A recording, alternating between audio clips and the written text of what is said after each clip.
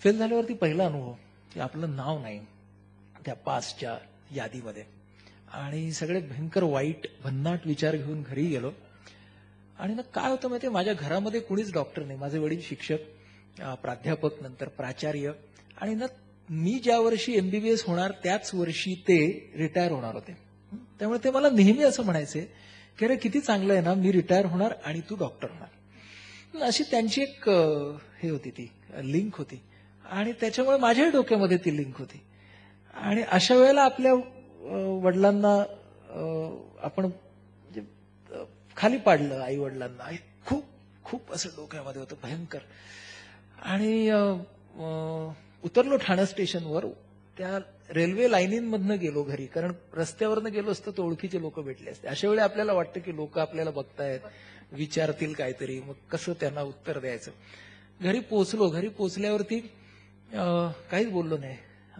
आतमध्ये गेलो असा आणि सांगितलं की माझं नाव लिस्टमध्ये नाहीये, कारण नापास हा शब्द म्हणायला सुद्धा जीभ वळत नव्हती. आणि वडील आले. वडिलांनी खांद्यावर हात ठेवला आणि रडायला लागलो मी. धडा धडा धडा धडा रडलो. रडल्यावरती ना वडिलांनी मला 2 गोष्टी ज्या सांगितल्या त्या त्याच्यानंतर सतत माझ्या लक्षात राहिल्या आहेत. वडील मला असं म्हणाले की तुझी नेमकी अडचण आणि तुझं अपयश काय आहे हे आपण समजून घेऊया. ते असं म्हणाले की तू एका महत्वाच्या परीक्षेमध्ये एका विषयाच्या एका भागामध्ये एकदा नापास झालायस. ही फॅक्ट आहे. पण तू असं म्हणतोयस की मी आयुष्यात नापास झालोय. ही फॅक्ट नाहीये. मी असं बघायला लागलो, अरे काय म्हणतायत. तर वडिलांनी परत ते वाक्य रिपीट केलं की तू एका विषयाच्या एका भागामध्ये एका परीक्षेत एकदा नापास झालायस. मी म्हणालो हो खरंच, म्हणजे दिस इज फॅक्च्युअल. मला ना त्या क्षणाला माझ्या वडिलांनी what is fact and what is fiction, काय रियालिटी आहे आणि काय अनरियालिटी आहे, आणि आपल्या सगळ्या तणावाचं कारण हे वास्तवात नसून आपण त्या वास्तवाचा जो अवास्तव विचार करतो त्याच्यात हे दाखवून दिलं. आणि वडील मला म्हणाले की अरे तू आयुष्यात नाही फेल झालायस, असं असं झालंयस. म्हटलं हो खरंच की हो. मी वडिलांकडे असं बघितलं.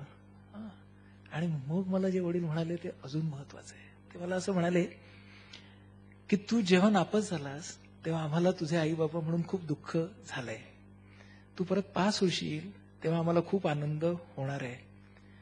पण तू पास झालास आणि फेल झालास तरी तू आमचाच लाडका मुलगा असणार आहेस.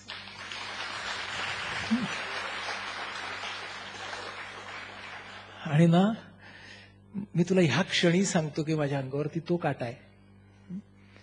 मला कळलं ज्याला आम्ही सायकोलॉजीमध्ये पुढे अनकंडिशनल ऍक्सेप्टन्स म्हणतो तो काय असतो. आणि मी म्हटलं आता उभं राहूया. उभं राहूया म्हटलं, पण अनेक अडचणी होत्या. म्हणजे परत बसायचं 6 महिन्यांनी, मग त्यासाठी हॉस्टेलमध्ये परत ऍडमिशन घ्यायची. मग हॉस्टेलमध्ये कॅज्युअल बॅच म्हणायचे आम्हाला. म्हणजे रेग्युलर बॅच आणि कॅज्युअल बॅच असा शब्द. कॅज्युअल म्हणजे कॅज्युअल ना होतात म्हणून कॅज्युअल झालात. तर मग हॉस्टेलमध्ये पॅरासाईट म्हणून राहायचं, म्हणजे कुणाच्या तरी खोलीत राहायचं. हे सगळं मग केलं. परत मनपूर्वक तयारी केली. वडिलांनी जी ऊर्जा दिली होती त्याच्यावरती. आणि ना परीक्षेचा आदला दिवस आला ना तेव्हा म्हटलं परीक्षकांना 2 टर्न्स असतात. म्हणजे त्या बाई परत येणार ना दुसऱ्या दिवशी.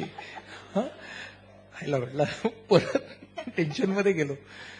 मग असा विचार केला, त्यावेळी माझा मी विचार केला की मी म्हटलं की त्यांनी गेल्या वेळेला अनेकांना नापास केलं असणार की नाही, आणि मी त्यांच्या लक्षात राहिलोच आहे हे मी कशाला धरून चालायचं. म्हणजे मी राहिलो असेन किंवा राहिलो नसेन, तर त्याच्यावरती मी नाही विचार करायचा. माझी तयारी गेल्या वेळेपेक्षा नक्की चांगली होती. आणि दुसरी गोष्ट म्हणजे अति आत्मविश्वासाचं फळ भोगल्यामुळे पाय चांगले जमिनीवर होते. तर त्यामुळे आता आपण शिकलेलो आहोत ना अनुभवातून, असं म्हणून तरी थोडी धडधड धडधड होतच होती मध्ये मध्ये. गेलो ना दुसऱ्या वर्षी 8 वाजता सकाळी, नजर शोधते. म्हणजे तो प्रियकर कसा प्रेयसीला वगैरे शोधत असतो ना, तसं तो या कुठे दिसतायत का दिसतच नाहीत. कोणीतरी सांगितलं की आयत्या वेळी ते आजारी पडल्या हं. आणि आता आयत्या वेळेचा एक्झामिनर एक्सटर्नल नसतो कधी, म्हणजे इंटरनललाच बोलवतात ना. तर आमच्याच कॉलेजचे एक प्रोफेसर, ह्याला म्हटलं चला चांगलं झालं. मगाशी ना त्या लिटल चॅम्प्सच्या कटिंगमध्ये एक वाक्य मी जे म्हणतोय असं दाखवलं, की आपण जेव्हा आपल्या नियंत्रणाखाली असलेल्या घटकांवर काम करतो त्यावेळेला एका क्षणाला आपल्या नियंत्रणाबाहेरचे घटक सुद्धा बदलतात, असं ते वाक्य आहे. तर ते वाक्य म्हणजे काय ना ते मला त्यावेळेला कळलं.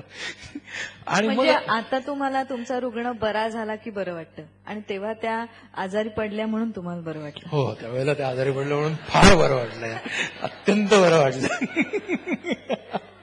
तर असं झालं, पण ते माझ्याकडे राहिलंय ते, म्हणजे त्या एका अपयशातून मी पुष्कळ पुढच्या अपयशांना खूप तोंड द्यायला शिकलो. आणि मग त्याच्यानंतर एमडी, म्हणजे एमबीबीएस पास झालात, एमडी, हा जो अभ्यासाचा प्रवास आहे याच्यात खूप फरक पडला असं तो तुम्ही. फरक पडला, कारण काय झालं, एमडीचा चॉईस माझा होता. मला मनोविकार शास्त्रामध्ये एमडी करायचं होतं आणि मला दुसऱ्या वेळेला खूप चांगले मार्क पडले होते.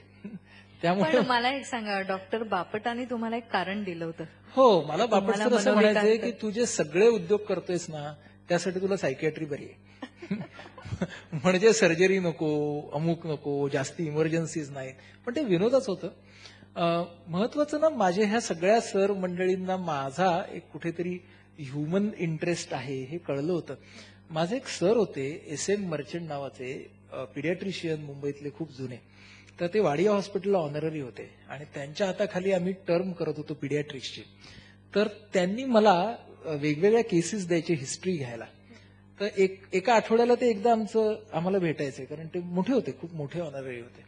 तर एकदा त्यांनी मला एक केस दिली की जी 11 वर्षाची मुलगी होती, जिला अंथरुणामध्ये शू करायची सवय होती.